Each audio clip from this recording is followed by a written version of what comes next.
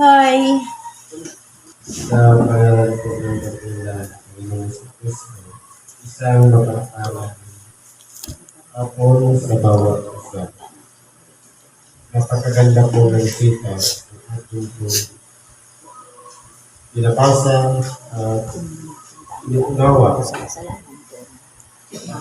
tuloy na po na mga nangyayari na po sa mga natawag na huling panahon. Ngayon po, ang karamihan ngayon, una sa sulat ni Apostol Pablo sa mga Episo, sa Kapitulo 4, versikulo 26 hanggang 32. Sabi dito, kayo'y magagalit at huwag kayong mga kasala. Huwag lumubog ang araw sa inyong galit. Ngayon po, ito pong galit, kayo'y mga galit. Normal lang po sa isang tao ang magagalit. Kasi po, kahit ang Diyos na ay nagagalit din. Pero, nagagalit siya doon sa sumusuway sa kanyang kalooban. Ganon din sa tao. Kasi po, umiira lang po ang galit kapag meron pong tinatawag na paglabas, meron tinatawag na reaksyon ng ating emosyon na kumbaga meron tayong pamantayan na dapat ganito nangyayari. Kapag hindi po yun nasusunod,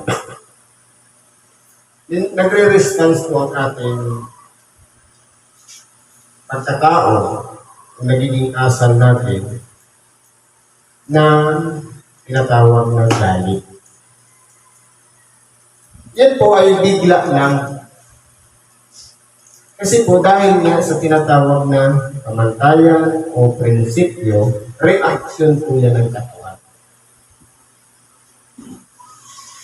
Halimbawa, sa isang magulang, ang bilin sa anak, dito ka lang sa bahay, kung ang lalabas, bantayan mo ang iyong kapatid. Ngayon, kung halimbawa, yung anak na binilinan, bumala, at na-disgrasya ang kanyang kapatid, siyempre po pag-uwi niya, may problema. Pwedeng napahama yung kanyang kapatid. Siyempre, dahil sa nangyari, normal po nagagalit ang isang magulang. Kasi po, merong lumabag, merong hindi nakasunod sa kanyang bilin. Kaya po,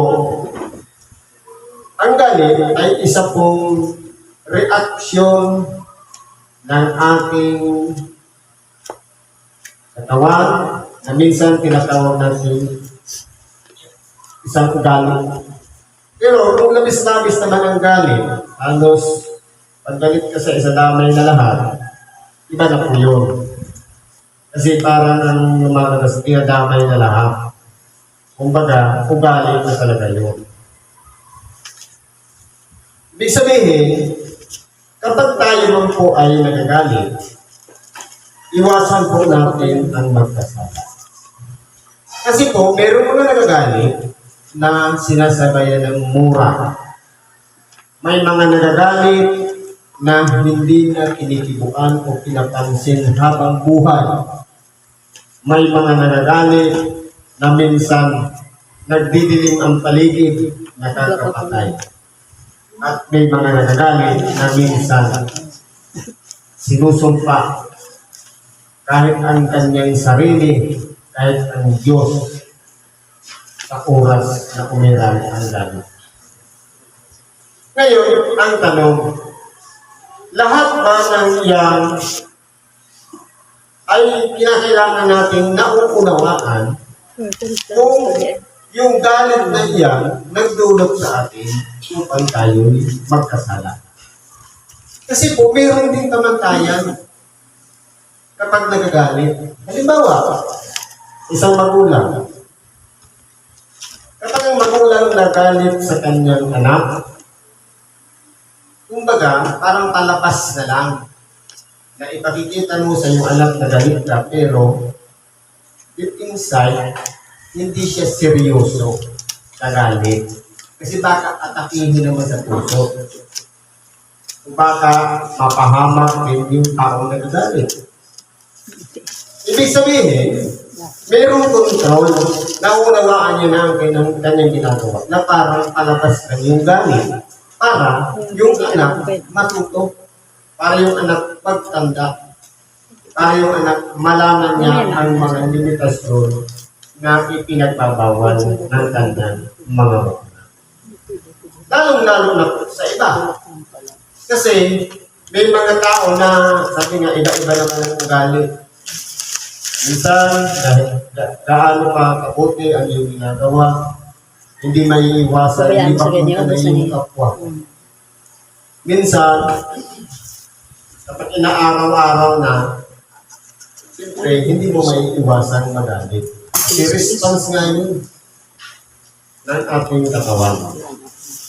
Ngayon, kung maunawaan tayo, kung kontrolin natin yung galit, iiwasan natin magkasala. Kasi po yung ang nagubili ng Diyos kung manitong dito sulat nito. Sabi, huwag lubog ang araw sa iyong galit. Ibig sabihin, hindi yung araw ang pag-unawa ng ito, huwag mo ng pagbukasan. Ngayon pa lang makipagpatid ka na sa Kanya. Ang kaso po, paano tayo makikipagbati sa isang taong hindi na natin kasundo?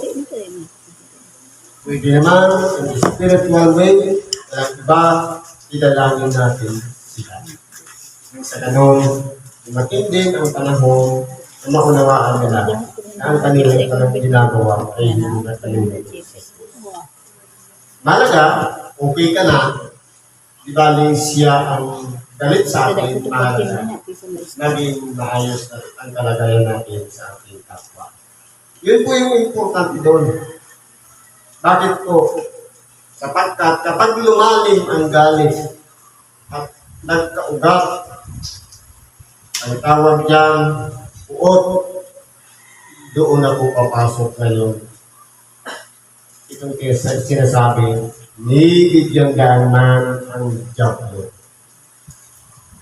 Kaya, kumbaga, halimbawa, nag-restance yung katawan mo nagalit, dapat hindi na dapat yung pinatatagal. Nang sa ganun, hindi na siya makapag-ugat. Kasi magsasanga-sanga yun.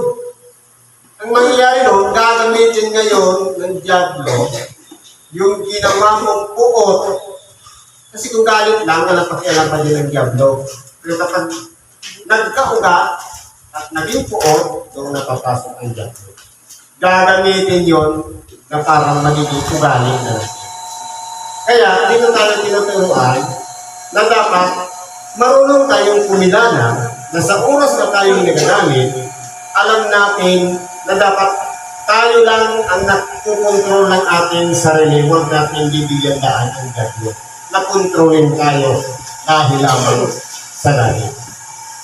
Sabi nito, ang nagnanakaw ay huwag nang magnakaw pa. Ngayon po, pagdating sa pagnanakaw, ito po ay kasama sa 10 utos. Huwag kang magnanakaw. Ang pagnanakaw po, halimbawa, may pag-aari ang ating kapwa. Pwede mo naman hingin. Kinuha ko, nung walang paalam, walang panintulog, ang tawag doon, nakaw. Kasama yan sa 10 utos. Ibig sabihin, ang magpag-iimbo, ang paghahangad, at ito'y, sabi niya, paghahangad, parang plano pa lang yan. Kapag ginawa pa, ang tawag na doon, pagnanakaw. Kaya sabi dito, ang nagnakaw ay huwag nang magnakaw pa. Kung nakakumit tayo minsan na magnakaw, huwag na natin ulitin. Sabi dito, ang nagnanakaw ay huwag nang magnakaw pa. Sapat na yung isa, huwag nang ulitin. Sabi na, huwag nang magnakaw pa. Kasi po, minsan, ang magnanakaw, nagpaplano din niya, nakaditan niya din yan. Minsan niya, meron pala na kasama, nagkalamay, para lang magawa ang isang pagnanakaw. May plano din niya. Kasi paano kung kiryahin ang isang tao niya nagawa kung walang surveillance, isusurvey mo muna. Sa ganito bang oras, pinapatay ba yung CCTV, may aso ba dyan, may tao ba dyan, ganyan. May pagkaro din ang mga tao. Kaya, ito po ay isang attitude din ng isang tao na tinatawag na sa akin na ito, manyak. Kasi meron pong mga tao na minsan, hindi nyo naman pinaplano, hindi nyo naman kinukusto, pero minsan, namamalayan niya, meron na pala siyang kinukuha. Sakit po yun ang pagiging isang magnanakaw o flip o manyak. Kundi, sabi dito, bagkus magpagal. Idaan natin sa tamang pamamaraan. Na dapat, huwag tayong maghangad sa pag-aari ng ating kapwa, kundi kinakailangan natin pagpawisan. Hindi natin idaan sa pagtatrabaho. Halimbawa, malaki ang halaga ng kailangan natin. Mag-ipon. Sa paunti-unti hanggang kapag na-meet na natin, pero sa ngayon wala nang imposible. Kung hindi mo man kayang bilhin ang malaking halaga, marami ng lending, marami ng hulugan, hindi nang mapa sa iyo. Dati noon, tama yung sabi, dati noon kapag meron ka palang motosiklo, mayaman ka na.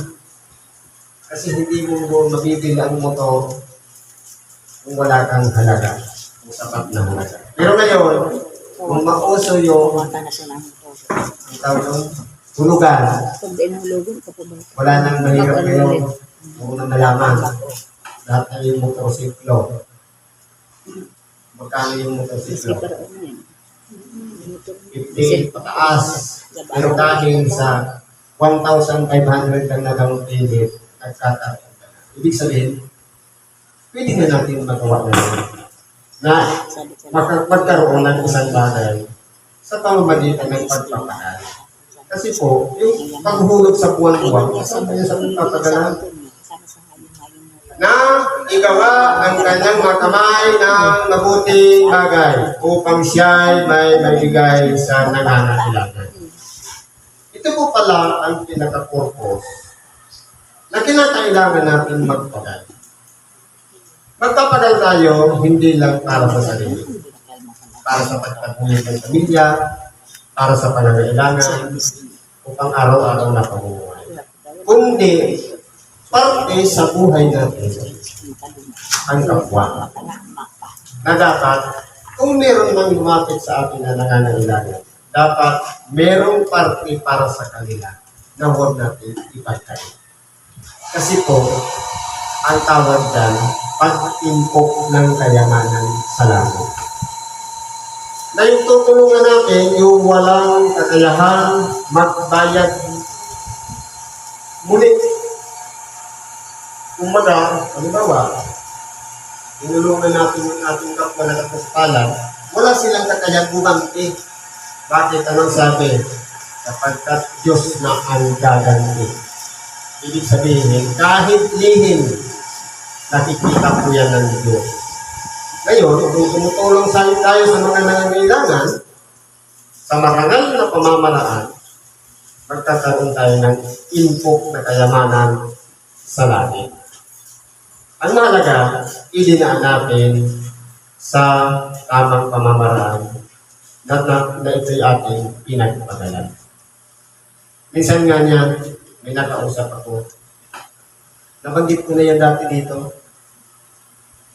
Itong araw, nagtrabaho, sabihin na lang natin 500 a day ang sahod times 7, 3,500. Sabi ko, magtrabaho ka ng isang linggo na hindi mo kasama ang Diyos. Magtrabaho ka 3 araw kasama mo ang Diyos. Tatanungin kita, nangyari na ba yan sa'yo? Sabi niya, hindi lang 3 araw, kundi 3 linggo rin akong walang trabaho. Ang tanong, nagkikahos ka ba? Hindi. Kung kailan wala siyang trabaho, saka siya nakakain ng masarap na pagkain. Saka siya nakabili ng baka. Karning baka. O di ba ka ito? Sa oras na kasama natin ang dakilang Panginoon na gumagawa, basta wala tayong naagabyado, hindi tayo pagpupulanin ng Diyos. Kasi po, kapag hindi natin kasama ang Diyos, may katapat na nagastos ang lahat ng naipon natin. Kaya dapat palagi natin kasama ang Diyos sa pagpapalo, sa paggawa, at higit sa lahat, kung tayo man ay tumanggap sa mabuting paraan sa pamamagitan ng pagpapagal, meron akong tinatawag na pagpapala o blessing. Kailangan magkaroon ng karamdaman sa isang blessing na yun. Pero hindi po yan napapansin ng tao. Sabi dito, ano nga yung salitang mahalay ay huwag lumabas sa iyong bibig, kundi ang mabuting pagtitibay ayon sa pangangailangan upang makinabang ng biyaya ang mga nagsisipatuloy. Ibig ko palang sabihin, itong ating bibig, dapat ang lahat ng namumutawid o lumalabas dito mga salita na papakinabangan. Sabi nga, constructive, nakapagpapatibay, hindi destructive. Kasi po kung halimbawa, paninirang puri, destructive po yun. Ang mangyayari po niyan, pagtutuunan natin yung buhay ng may buhay.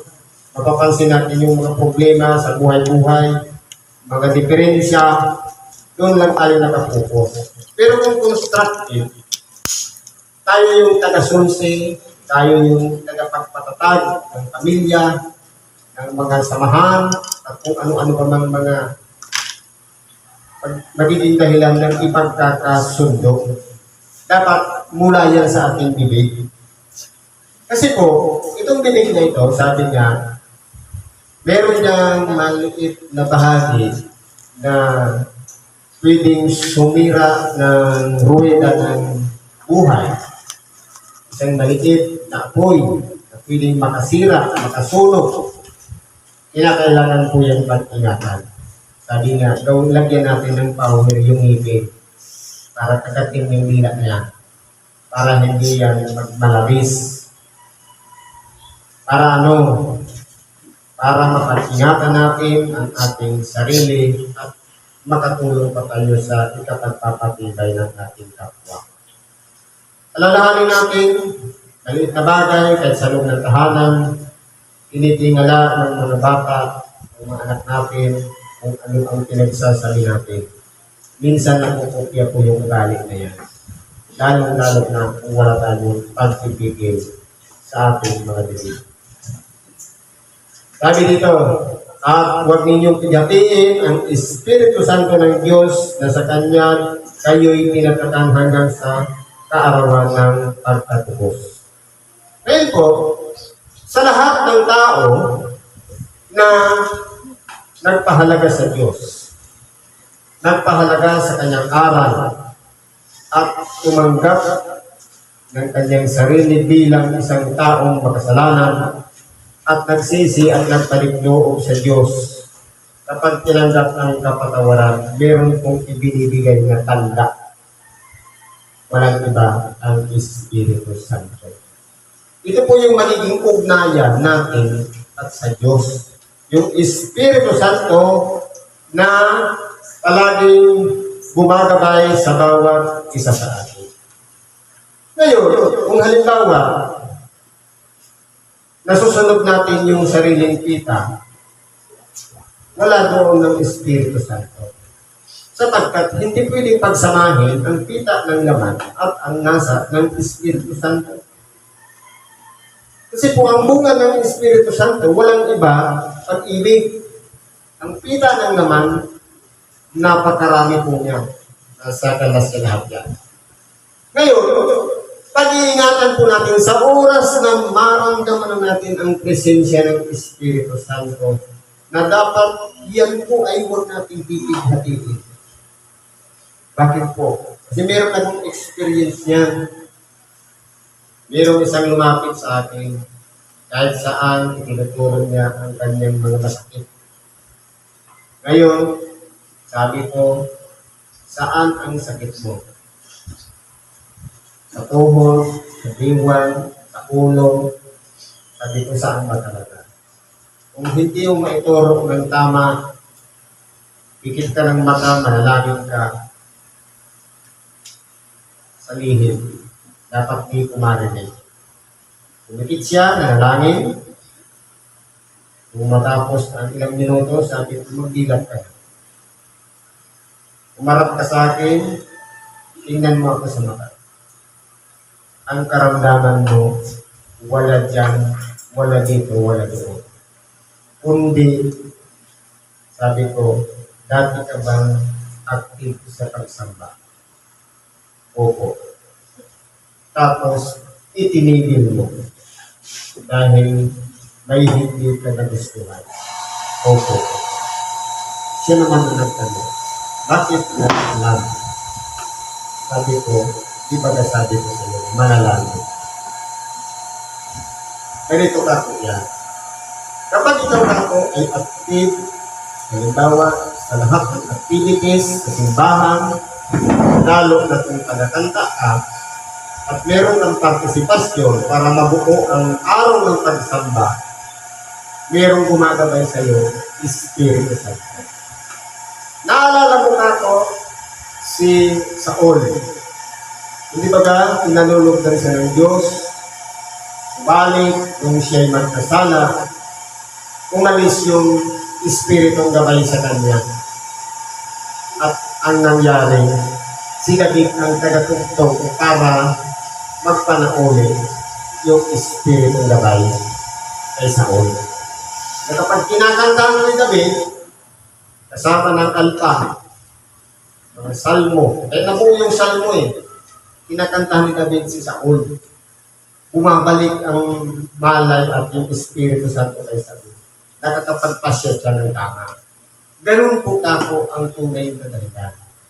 Ngayon, tumigil ka, yung Espiritu Santo na gabay na nasa iyo, lumisan din. Dahil putol na yung connection mo kay Lord.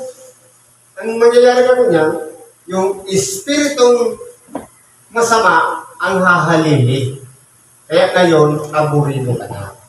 Hindi mo na alam kung nasaan ang masakit sa iyo. Sabi niya, tulungan mo ako para makabalik. Sige, tutulungan kita, bumalik ka kung saan ka nagapa, saan ka nalukmo, hanapin mo muli siya. Tanggapin mo kung anong magatan mo doon. Ipagpasalamat mo sa Diyos. Ibang sikta niya, pero sinunod niya po yun. Awa ng Diyos ngayon, active na ulit siya. Hindi ko siya hinikayat na dito sa ating sinama kasi po, parang-paraan ng pagtawag ng Diyos. Kung saan ka tinawag, doon ka. Hindi mo pwedeng i-divert. Kasi, iba-iba ang pamamaraan ng Diyos. Napakalawak ng iglesia ng Diyos ay tinatag dito sa ibang bansa. Hindi pwedeng sabihin natin na tayo lang yung totoong iglesia o sila. Ang mahalaga po doon, may koneksyon tayo sa Diyos. Kaya po, lahat tayo ay mayroong tatak ng Espiritu Santo. Minsan po, hindi po natin yung na-experience. Bakit? May kulang pa. Kasi minsan nagdududa tayo, ito kaya may Espiritu Santo. Yan po ay sumasama sa kasama ng ating budhi.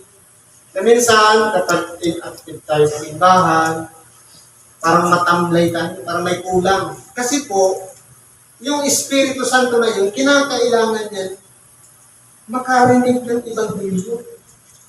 Kinakailangan niya kasama ng ating kaluluwa, Espiritu at katawan. Yung Espiritu yan, matamlay siya kasi po, hindi po nagiging banal ang ating buong pagkatao. Nasa unang Juan 5:20 yan. Pagkabanalin kayong lubos. Basahin natin. Para maitama. Sabi dito.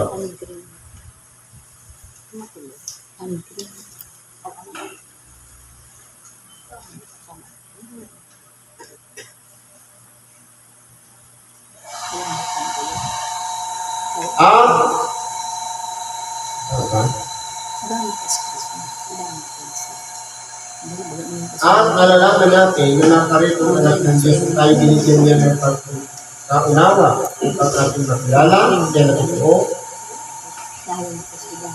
Tayo'y nasa Kanya na totoo sa makatuwid bagay ay sa Kanyang anak na si Kristo. Ito ang tunay na Diyos at ang buhay na walang hanggan. Pero pa dito, at pakamagbalalin kayong lubos ng inyong kaluluwa at espiritu, ingat ang buo hanggang sa pagbabalik ng ating nakilang Panginoon. Kaya kung titingnan po natin, kasama ng ating buong pagkatao, ang Espiritu ay Espiritu Santo nananalaytay din sa ating pagkatao. Kaya po tayo tinatakan bilang tanda ng pagkilala niya, na pag-aari niya, hanggang sa pagkabuhay na matuloy sa mga patayo. Kaya, sa sino man may tanda ng Espiritu Santo, mapalad sapagkat sila po yung tinatawag na tinubos na ni Kristo. Kasi po, mayroong, sabi ko, sinyal, may palatandaan na pag-aari na. Na tayo, may palatandaan, meron siyang aklat ng buhay na kasulat ngayon doon yung pangalan. Kaya tayo pinapag-ingat na huwag dapat panghinaan o pighatiin ng Espiritu Santo ng Diyos na tinatakan tayo. Ano pa sabi dito? Ang lahat ng kapaitan at kagalitan at pagkakaalim, kadandalan at panglilibak ay mga alisnawa sa inyo pati lahat ng masasamang akala. Ano po ang mga kapaitan? Mga hinanakit, sama ng loob. Ano naman mga kagalitan? Yung hindi pagkikibuan. Ano naman ang mga pagkakaalit? Yung hindi pagkakasunod-sunod. O kaya pagkakabahaba. Ano naman yung kadandalan? Ito naman yung mga paninirang puso. Dapat, lahat ng ito, pati yung panlilibak. Yung panlilibak kasi yung gawain nyo ng traidor. Kung pagkaharap at talikod, sira. Yun yung panlilibak. Ay mga alisnawa. Dapat sa lahat ng pinangunahan ng Espiritu Santo, dapat wala lang siya. Hindi dapat tayo marunong mainis, magalit, magpuot, kung walang tampi-tampi, hindi naninira sa kapwa, hindi nanlilibak, dapat lahat ng yan, pati po masasamang akala. Kasi mayroong mabuting akala. Akala ko kasi. Ngayon, bakit hindi ka pumunta sa templo? Akala ko mayroong ng medium loob. Kaya lang minsan na nakamalik sa akala. Kaya, sabi nga, maging tapat lang tayo sa isa't isa para mawala yung mga maling akala. Sabi pa po dito, magmagandang loob kayo sa isa't isa. Magandang loob. Ibig sabihin, kahit masama yung ginagawa sa atin, mas magandang loob pa rin tayo. Kasi po, reaction natin yan sa ating kapwa. Kung tayo ginawahan ng masama, i-counter natin ng kabutihan. mula sa puso. Kaya magandang loob. Mga mahabagin. Halimbawa, nagkakamali ang ating kapwa. Kahabagan natin siya sa pamamagitan ng pag-alay ng panalangin para sa kanila. Na mga patawaran kayo sa isa't isa. Ang pagpapatawad po ay hindi lang sa bibig ginagawa. Ang ibig sabihin ng pagpapatawad, forget or forgive. Pag sinabing forget, erase. Ano man nakabigatan sa ng ating kapwa sa ating tanggalin natin.